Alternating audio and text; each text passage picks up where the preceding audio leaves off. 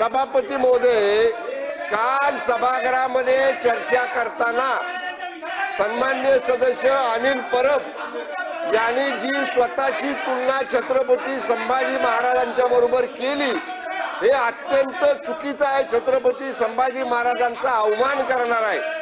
त्यांना श्री सदस्य श्री परब हे जर स्वतःला छत्रपती संभाजी महाराजांच्या बरोबरीनं समजून घेत असतील तर हे कदापि महाराष्ट्रातली देशातली जनता हे सहन करणार नाही.